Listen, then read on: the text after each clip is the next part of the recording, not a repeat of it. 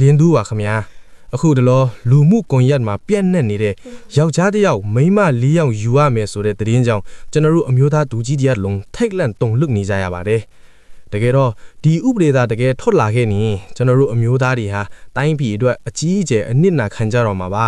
စဉ်းစားကြည့်ပါဦးအိမ်မှာမိန်းမတစ်ယောက်တည်းရှိတာတော့ဟိုဟာဘယ်မှာလဲဒီဟာဘယ်မှာလဲနဲ့အဆူခံနေရတာအခု၄ယောက်ဆိုရင်တော့ကျွန်တော်တို့နားစီတွေဟာနိုင်ငံတော်အတွက်စတေးခံရတော့မှာဖြစ်ပါတယ်